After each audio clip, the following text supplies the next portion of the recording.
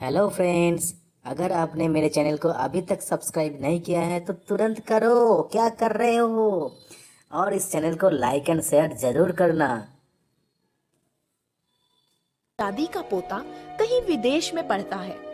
सुधा दादी अकेली गांव में रहती है। सभी जानते हैं कि जैसे ही उसका पोता नौकरी करने लगेगा वो दादी को अपने साथ विदेश ले जाएगा। तब वो गांव की जमीन का क्या करेगी। बस यही सोचकर गांव का जमींदार उसकी जमीन पर नजर गड़ाए बैठा था।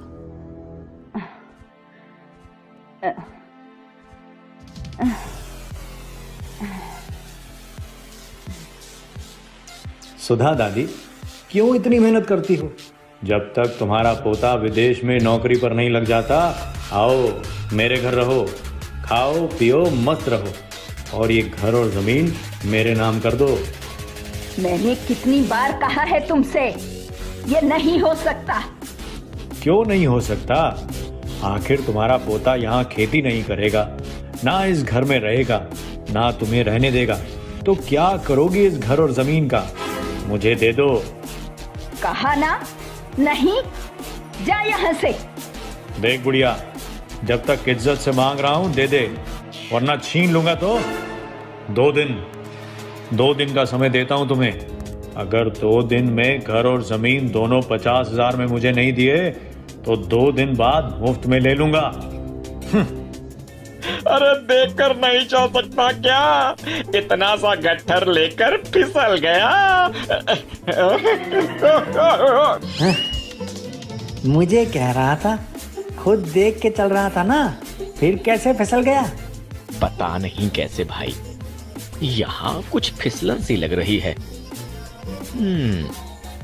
अरे ये पानी इतना चिकना और चिपचिपा कैसे है? यार मुझे तो ये तेल लगता है। ये तो सुधा दादी के ही आंगन से आ रहा है।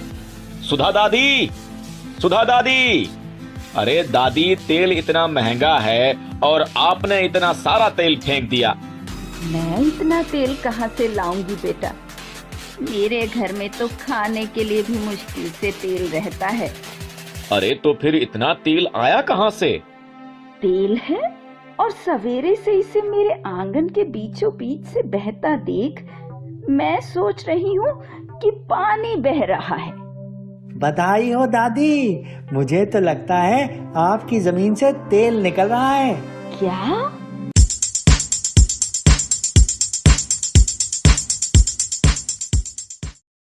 Hello friends. अगर आपने मेरे चैनल को अभी तक सब्सक्राइब नहीं किया है तो तुरंत करो, क्या कर रहे हो। और इस चैनल को लाइक एंड शेयर जरूर करना। हैं? तेल? हाँ जमींदार साहब, सुधा दादी की घर की जमीन से तेल निकल रहा है। दिन भर से इतना तेल बहा है कि गांव वाले फिसल कर गिर गए। अरे कुछ तो जानवर भी गिर पड़े। मैं खुद देख कर आ रहा हूँ। अच्छा, मैंने कहा था 2 दिन में उसकी जमीन पर कब्जा कर लूंगा।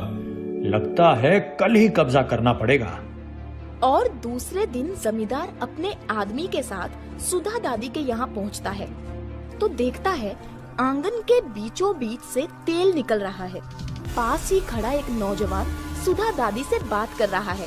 जमींदार आगे बढ़कर कहता है, दादी, मैंने कहा था 2 दिन बाद तुम्हारी जमीन पर कब्जा कर लूंगा, पर कहते हैं ना, काल करे सो आज कर, तो मैं आज ही तुम्हारी जमीन पर कब्जा लेने आ गया हूँ। ओ, पेपर निकाल। इसकी कोई जरूरत नहीं है।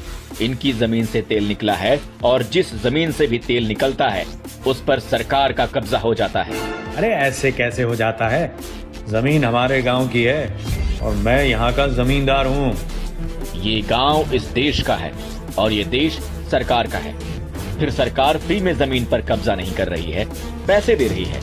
दादी को पूरे 1 लाख दे रही है। बस सिर्फ 1 लाख और सरकार कमाएगी करोड़ों। देखो भाई, कुछ ऐसा करो कि ये जमीन हमारी हो जाए। और अरे ऐसा कैसे हो सकता है? मुझे सरकार को रिपोर्ट सौंपनी होगी। अरे सौंप देना, कुछ और सौंप देना। सरकारी कामों में तो झोल चलता है। एक काम हो सकता है। सरकार दादी को 1 लाख देने वाली थी। वो 1 लाख आप मुझे दे दो और दादी की जमीन का 50,000 दादी को दे दो, यानी 1.5 लाख में तुम्हें तेल का कुआं मिल रहा है। मैं सरकार को रिपोर्ट सौंप दूंगा कि यहाँ की जमीन से कोई तेल नहीं निकल रहा था, किसी ने बात उड़ाई थी। फिर तुम चुपचाप तेल निकाल कर बेचते रहना। मंजूर है, मंजूर है। सुधा दादी को तो मैं वैसे ही 50,000 देने वाला था। ये लो सुधा दादी, आपके 50,000। अरे ले लो दादी, वरना मैं रिपोर्ट कर दूंगा तो सरकार कब्जा कर लेगी और ये 50,000 भी नहीं देगी, समझी? अब लाओ मेरा 1 लाख। ये लो। धन्यवाद। अब ये ड्रम भरा तेल भी ले जाओ और कल से ड्रम भर भर के बेचना। लेकिन हाँ, बात गांव से बाहर नहीं जानी चाहिए, वरना मेरी जगह कोई और ऑफिसर आया तो गड़बड़ हो सकती है।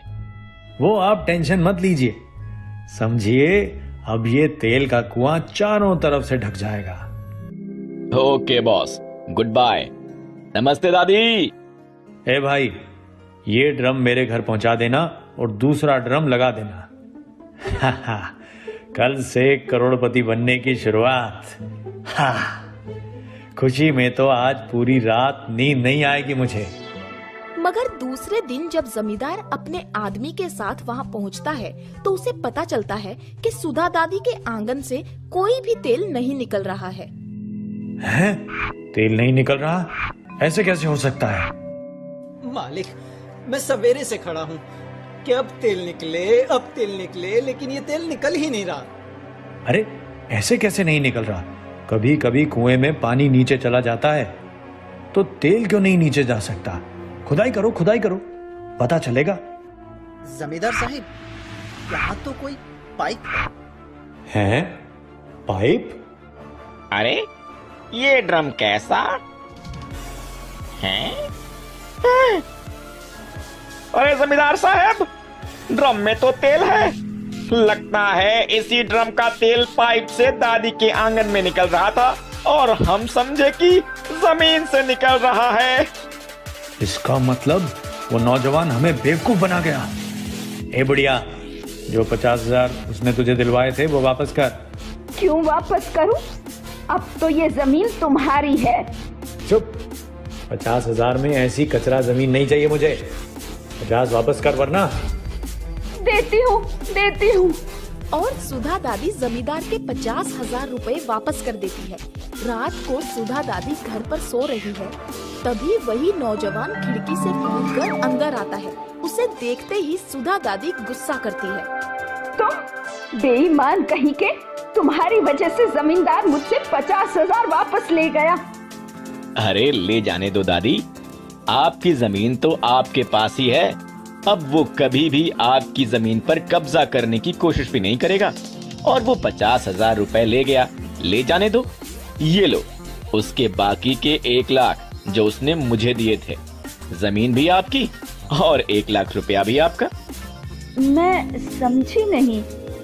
दादी, वो जमींदार मुझे ढूंढता रहेगा मगर पाएगा नहीं, क्योंकि मैं कोई सरकारी ऑफिसर नहीं हूँ, आपके पोते का दोस्त हूँ। विदेश से आया था, आपके पोते ने कहा था कि आपसे मिल लूं। जब मैं आपसे मिलने आया तो मैंने देखा कि जमींदार आपको धमकी दे रहा था। मैंने देखा कि वो आपसे 50,000 की बात कर रहा था।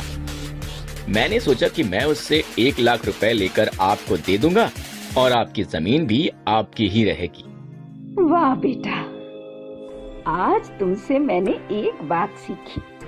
जिस आदमी को जिस चीज का लालच हो, उसे उसके उसी लालच से मारना चाहिए। हाँ।